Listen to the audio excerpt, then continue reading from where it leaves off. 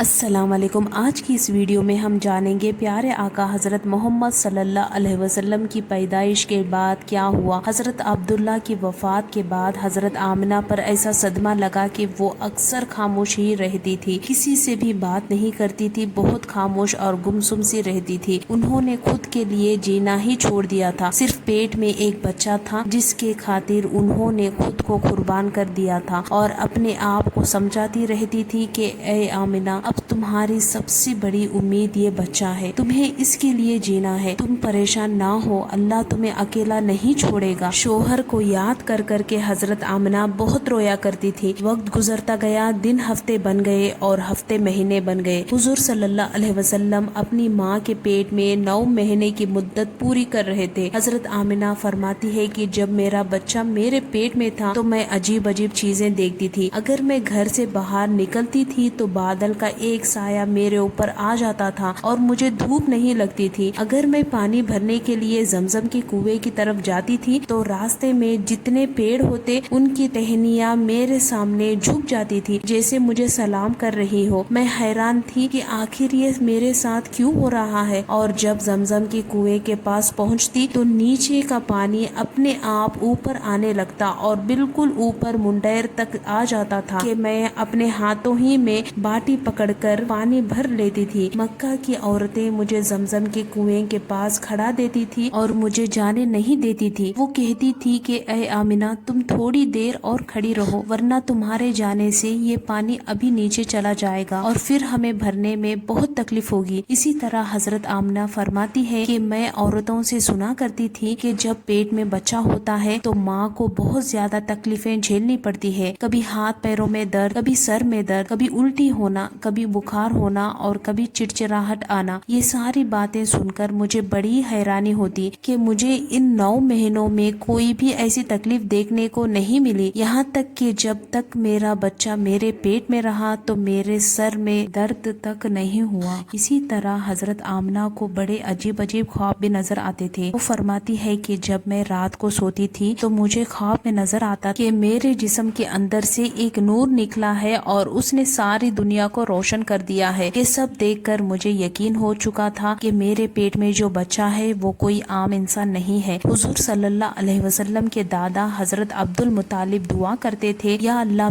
میرا بیٹا عبداللہ تو اب اس دنیا میں نہیں رہا، اس کے گھر ایک بچے کی پیدائش ہونے والی ہے، یا اللہ اس بچے کی حفاظت فرمانا اور میرے عبداللہ کی نسل باقی رکھنا۔ حضور صلی اللہ علیہ وسلم کے سارے چاچا اسی انتظار میں رہتے تھے کہ میرے بھائی عبداللہ کے گھر بچہ کب پیدا ہوگا۔ یہودیوں کی کتاب تورات میں لکھا ہوا تھا کہ جب آخری نبی آئیں گے تو اس کے پیدا ہونے کے 10 دن پہلے آسمان پر ایک لال رنگ کا ستارہ نکل کر چمکنے لگے گا۔ تو جب حضور صلی اللہ علیہ وسلم کی پیدائش کے 10 دن بچے تو آسمان پر وہ ستارہ نکل آیا۔ اس سے دیکھ کر یہودیوں میں باغدار مچ گئی اور ان کے عالم نے سارے یہودیوں کو جمع کیا اور کہا، دیکھو آسمان پر لال تارا چمکنے لگا ہے، اس کا مطلب ہے کہ وہ آخری نبی آنے والا ہے، جا کر معلوم کرو کہ اس وقت مدینے میں کس کے یہاں لڑکے کی پیدائش میں 10 دن بچے ہیں۔ یہودیوں نے جا کر مدینے میں معلوم کیا تو وہاں بہت سی عورت حمل سے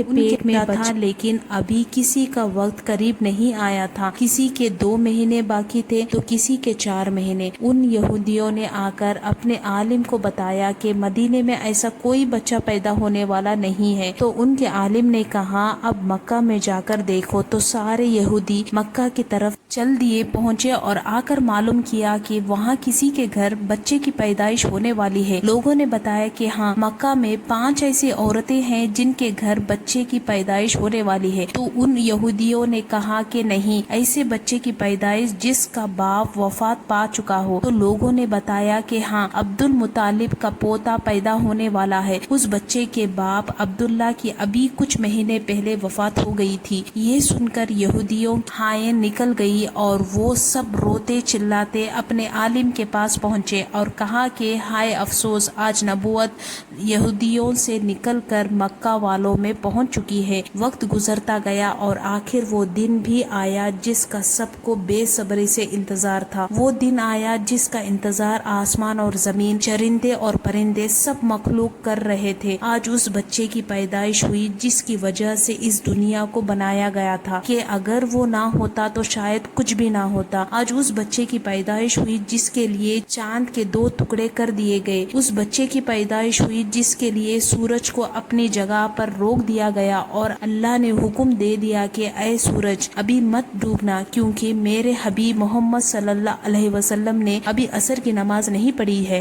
आज उस बच्चे की पैदाइश हुई जिसके पास सारी जिंदगी में जिब्राइल अलैहिस्सलाम 26,000 बार आए। रात का वक्त हो चुका था। हजरत आमना के पेट में हल्का सा दर्द उठा और उनको महसूस हुआ कि शायद आज मेरे बच्चे की पैदाइश होने वाली है। उन्होंने हजरत अब्दुल मुतालिब को पैगाम दिया कि बच्चा पैदा होने वाला है। रात गुजरती गई, चांद भी कहीं खामोश होकर बादलों में छुप गया था। हजरत आमिना फरमाती है कि जिस रात मेरे घर बच्चे की पैदाइश हुई उस दिन मेरे घर में गरीबी का ये आलम था कि हमारे यहाँ चिराग में तेल जलाने के भी पैसे नहीं थे। इस गरीबी में हमारे हुजूर सल्लल्लाहु अलैहि वसल्लम इस दुनिया में तशरीफ लाए। उस रात हजरत अब्दुल मुतालिब और उनके सारे बेटे घर के बाहर बैठे रहे कि अगर मेरे भाई अब्दुल्ला की बीवी के साथ कोई भी हादसा हो तो हम फौरन उसका इलाज करेंगे। पूरी रात कोई भी नहीं सोया। रात ढलती जा रही थी, हर तरफ अंधेरा ही अंधेरा था। सहरी का वक्त हो चुका था कि अचानक हजरत आमिना के पेट में हल्का सा दर्द उठा और उन्होंने दाई शिफा को आवाज देकर कहा कि मुझे दर्द हो रहा है। 1 घंटा गुजरा और फिर सुबह होने से पहले हुजूर सल्लल्लाहु अलैहि वसल्लम इस दुनिया में तशरीफ लाए। हुजूर सल्लल्लाहु अलैहि वसल्लम की पैदाइश पर 3 अजीब चीजें नजर आई जिन्हें देखकर दाई शिफा भी हैरान रह गई। पहली चीज ये थी कि जब बच्चा पैदा होता है तो उसकी नाफ माँ की अंतड़ी से जुड़ी होती है, लेकिन हुजूर सल्लल्लाहु अलैहि वसल्लम की नाफ माँ की अंतड़ी से बिल्कुल अलग थी। दूसरी चीज ये थी कि जब बच्चा पैदा होता है तो उसके साथ खून काफी ज्यादा निकलता है, लेकिन हुजूर सल्लल्लाहु अलैहि वसल्लम जब पैदा हुए तो अंदर से खून का एक खतरा भी नहीं निकला। तीसरी चीज ये थी कि जब लड़का पैदा होता है तो उसका खतना नहीं होता, लेकिन हुजूर सल्लल्लाहु अलैहि वसल्लम का माँ के पेट में ही खतना हो चुका था। ये 3 चीजें देखकर दाई शिफा घबरा गई और हजरत आमिना से कहने लगी, ऐ आमिना, मैंने अपनी सारी जिंदगी में ऐसा बच्चा नहीं देखा। दाई शिफा ने हुजूर सल्लल्लाहु अलैहि वसल्लम को अपनी गोद में लिया और एक तरफ जमीन पर लेटा दिया। जैसे ही हुजूर सल्लल्लाहु अलैहि वसल्लम को जमीन पर लेटाया गया, हुजूर सल्लल्लाहु अलैहि वसल्लम ने एक झटके से करवट बदली और घुटने टेक कर सीधे सजदे में चले गए। ये देखकर हजरत आमिना की हैरानी की इंतहा ना रही। पूरे 15 मिनट हुजूर सल्लल्लाहु अलैहि वसल्लम सजदे में रहे और फिर अपना सर उठाकर आसमान की तरफ उंगली से इशारा किया और सारी दुनिया को बता दिया कि ऐ लोगों, इस दुनिया को पैदा करने वाली जात सिर्फ एक अल्लाह की है। हजरत आमिना फरमाती है कि मैंने अपने बच्चे को अपनी गोद में लिया तो अचानक क्या देखती हूँ कि आसमान के तारे जमीन के करीब होते चले आ रहे हैं और फिर अचानक एक बादल का साया मेरे कमरे के अंदर आया और फिर मेरे गोद से मेरा बच्चा उस बादल के साये में गायब हो गया। उस बादल के अंदर से एक आवाज आने लगी कि ऐ जिब्राइल, इस बच्चे को सारी दुनिया का चक्कर लगाओ, सारे नबियों की खूबियाँ दो, इससे यूसुफ की खूबसूरती दो, इससे अय्यूब का सबर दो, इससे इब्राहिम की दोस्ती दो, इससे दाऊद की मीठी जुबान दो। फिर हजरत आमिना फरमाती है कि थोड़ी देर के बाद वो बादल का साया खत्म हो गया। मैं देखती हूँ कि मेरा बच्चा मेरी गोद में लेटा हुआ था। सुबह होने वाली थी। दाई शिफा ने बाहर निकलकर हुजूर सल्लल्लाहु अलैहि वसल्लम के दादा अब्दुल मुतालिब को खुशखबरी सुनाई और कहा कि ऐ अब्दुल मुतालिब, आपको पोता मुबारक हो। ये सुनकर अब्दुल मुतालिब रात भर जागी हुई थकान जैसे एक पल में खत्म हो गई। वो इतना खुश हुए कि उनके आंख में आंसू निकल आए और उन्होंने दाई शिफा से कहा, जाओ जल्दी से मेरा पोता ला कर दो। जैसे ही हुजूर सल्लल्लाहु अलैहि वसल्लम को बाहर लेकर आई तो नजर पड़ते ही सबके होश उड़ गए। इस कदर खूबसूरत बच्चा आमिना के घर पैदा हुआ है। सारे चाचा भी अपने भतीजे को देखकर बहुत ज्यादा खुश हुए, यहाँ तक कि जब अबू लहब की बांदी सुएबा ने अबू लहब को जाकर खुशखबरी सुनाई कि ऐ अबू लहब, तुम्हें भतीजा मुबारक हो, तो ये सुनकर अबू लहब इतना ज्यादा खुश हुए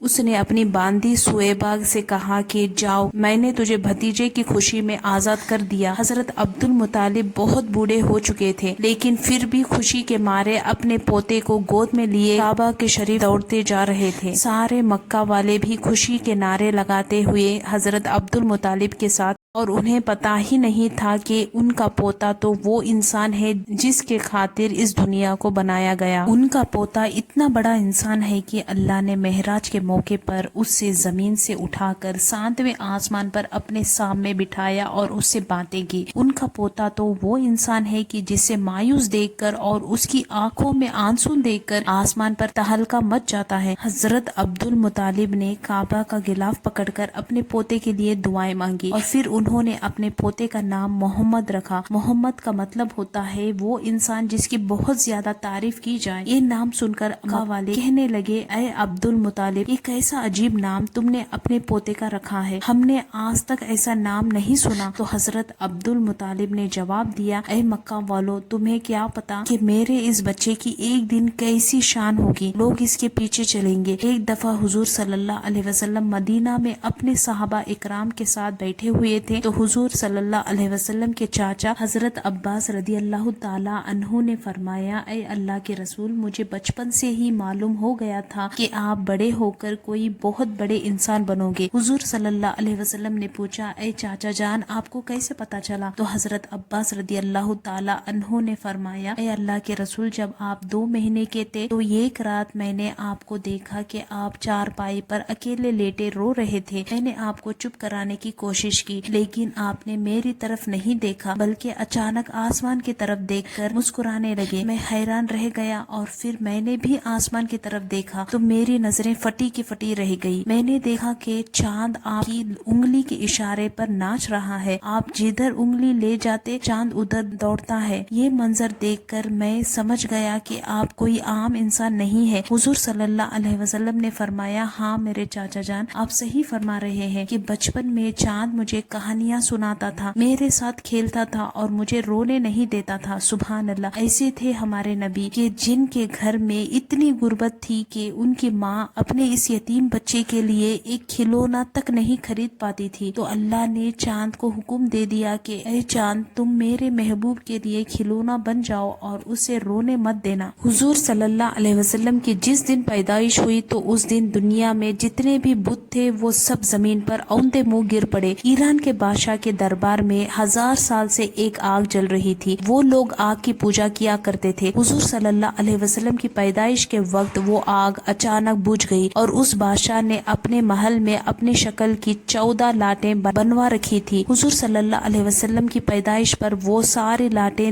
دھڑم سے زمین پر گر گئی۔ اگلے دن دوپہر کے وقت ایک یہودی آدمی اپنا کچھ سامان بیچنے کے لیے مکہ آیا تھا۔ اس نے آسمانوں پر دیکھا تو اسے وہ ساری نشانیاں نظر آئی جو آخری نبی کے پیدا ہونے کی نشانیاں تھی۔ تو اس نے مکہ والوں سے پوچھا، کیا آج کسی کے یہاں کوئی بچہ پیدا ہوا ہے؟ تو لوگوں نے بتایا، ہاں فلاں فلاں عورت کے یہاں لڑکا پیدا ہوا ہے۔ اس یہودی نے کہا، نہیں، ایسا بچہ جس کا باپ نہ ہو۔ تو لوگوں نے بتایا، ہاں عبد المطلب کا پوتا پیدا ہوا ہے۔ اس یہودی نے کہا، مجھے چل کر دکھاؤ، میں اس بچے کو دیکھنا چاہتا ہوں۔ پھر وہ یہودی حضرت آمنہ کے گھر پہنچا اور حضور صلی اللہ علیہ وسلم کو اپنی گود میں لیا، پھر پلٹ کر حضور صلی اللہ علیہ وسلم کی پیٹھ کو دیکھا تو اس کی چیخیں نکل گئی، کیونکہ حضور صلی اللہ علیہ وسلم کی پیٹھ پر نبوت کی مہر لگی ہوئی تھی۔ جب اس یہودی نے نبوت کی مہر دیکھی تو وہ روتا ہوا کہنے لگا، ہائے افسوس، آج یہودیوں کے ہاتھ سے نبوت نکل گئی، اب ان کی بربادی بہت قریب ہے۔